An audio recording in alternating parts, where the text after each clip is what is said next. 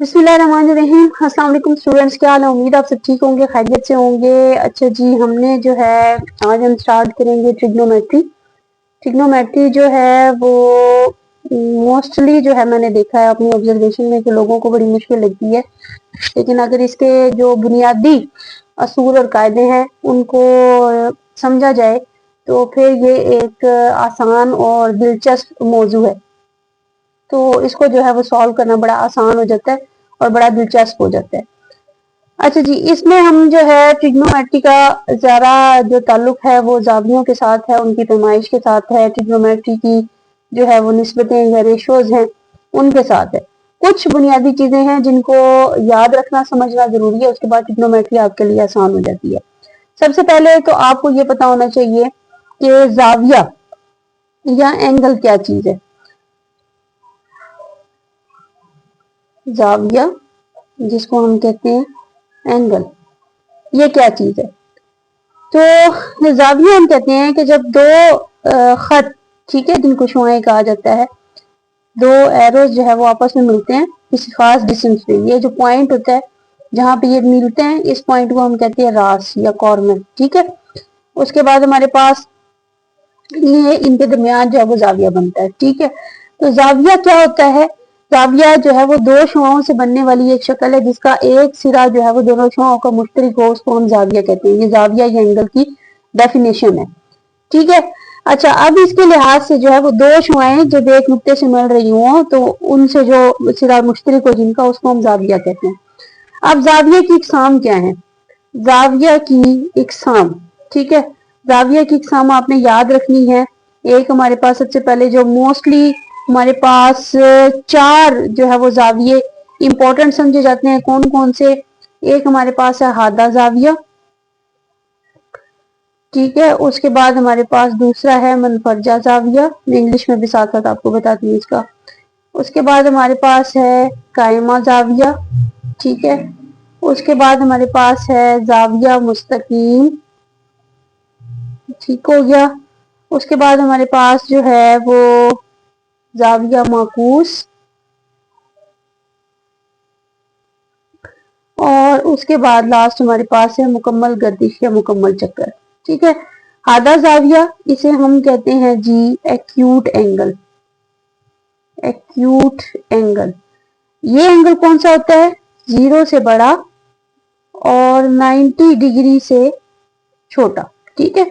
0 से 90 के दरमियान तमाम जो एंगल्स होते हैं तो वो सारे के सारे एक्यूट एंगल कहलाते हैं। मनफरजा ज़ाविया, एब्ट्यूज एंगल, ये 90 से बड़े, 90 डिग्री से बड़ा और 180 डिग्री से छोटे तमाम जितने भी ज़ाविये हैं वो सारे एब्ट्यूज एंगल कहलाते हैं। कायमा ज़ाविया, इसे हम कहते हैं राइट एंगल, ये होता है जी 90 डिग्री का ज़ाविया, ठीक है। ज़ाविया मुस्तकीम, इसे कहते हैं स्ट्रेट एंगल। स्ट्रेट एंगल ये होता है जी 180 डिग्री का, ठीक है। उसके बाद ज़ाविया माकूस, ज़ाविया माकूस ये इसको हम कहते हैं इनवर्स एंगल, ठीक है। इनवर्स एंगल ये क्या होते हैं? 180 डिग्री से बड़े लेकिन जो है वो 360 डिग्री से छोटे तमाम ज़ाविये। 180 से बड़े जितने भी आएंगे वो सारे के सारे इनवर्स एंगल या ज़ाविया माकूस कहलाएंगे।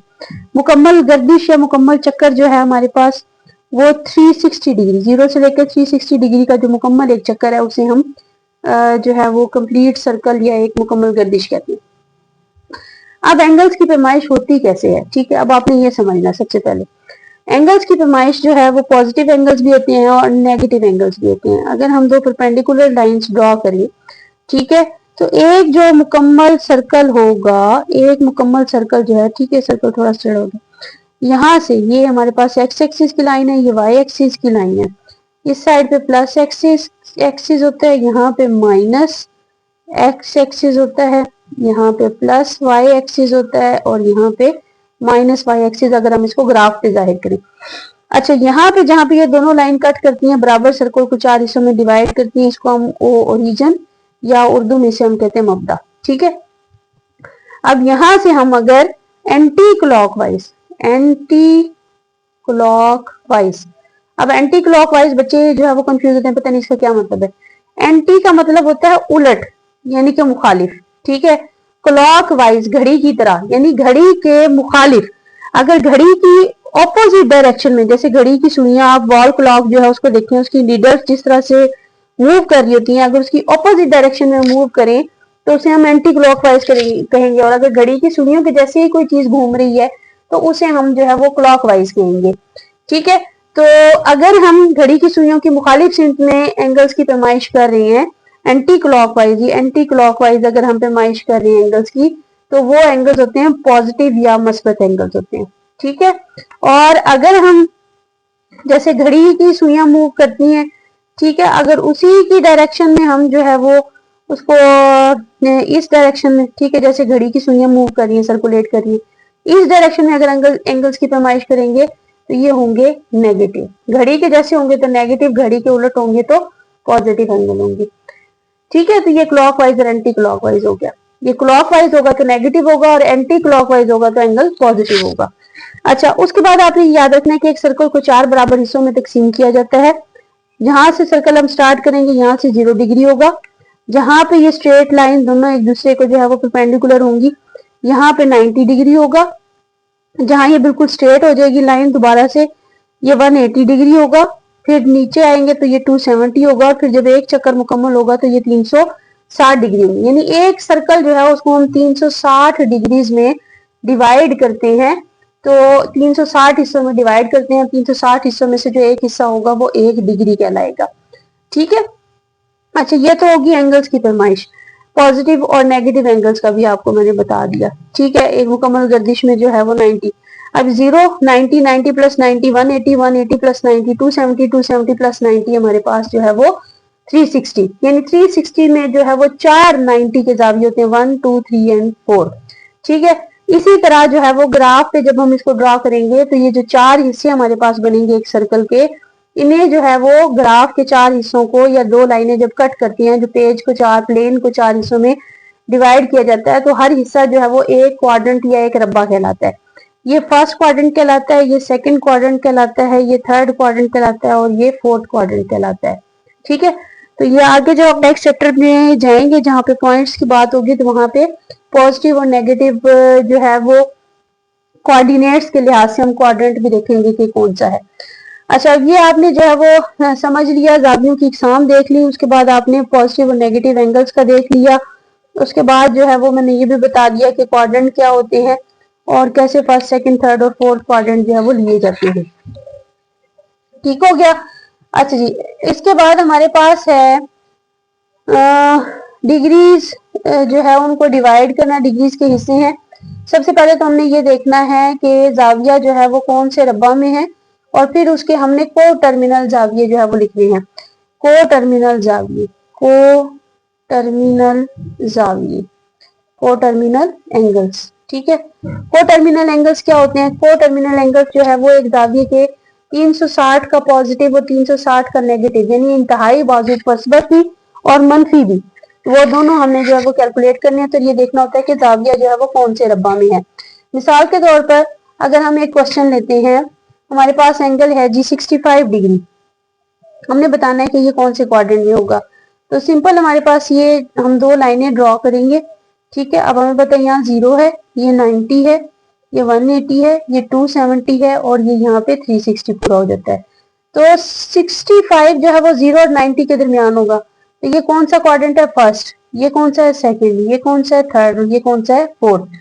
तो इसकी हमने बताना है कि ये कौन से क्वाड्रेंट में होगा। तो डेफिनेटली ये 90 से छोटा है तो ये पहले क्वाड्रेंट में आएगा। इसका क्वाड्रेंट या रब्बा कौन सा होगा?